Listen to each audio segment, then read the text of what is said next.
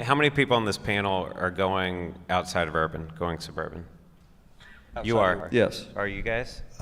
We're looking in the Inland Empire, yeah. But Okay. but what's interesting is you talk to institutional capital. Sometimes they'll think Costa Mesa, California is suburban. It wasn't too long ago that it was. But you're building a very dense product in a suburban market. Is that really suburban now? So the lines are getting blurred. But Inland Empire specifically looking. Yeah. How about you, Perry? I would say we're looking, I would say unsuccessfully thus far. I think that a lot of times what we've seen is, and this is the art for all of us right now, is that if you're in an urban location, occupancy across all asset classes is pushing 98%. So from a standpoint of where are we in the market, it's more like a peak, but it's plateauing. It's keeping going.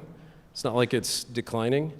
And so we're all facing that pressure with high construction costs. And therefore, what do you do when you have higher construction costs? You have higher rents, right?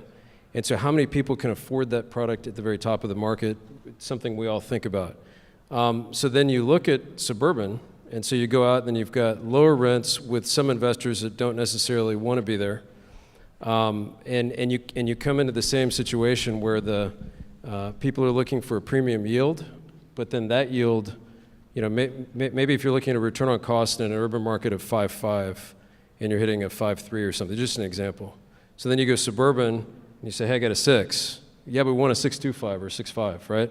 So it's an interesting game that way. And we've talked about those Right. those pieces, and the capital is basically looking for an additional spread for the Right. risk, and kind of looking inward, self-inspection wise. It's not the fear of the economics. It's really when you're on the investment side for a period of time. If you're basically, your participation in the development process is to provide capital to the guys that are creating value, and you need to exit in order to make that value. I think that those Inland Empire markets have not shown us yet that they will reward us for going in. It's not that the basic economics are not there. It's just that our ability to convince really the buyer at the very end is really the key here. Well, you look, our strategy was really, at the point in time we came into the cycle, we looked at downtown. We thought downtown had way too much supply, too much activity. We looked at Pasadena. We saw the same thing. How do we compete here? And then we just went down the line, which happened to be the TOD. Come across Monrovia. Nobody's heard of Monrovia, but Monrovia's got a lot of interesting things going on, including a huge employment bed, which is really hidden in the trees at the foothills.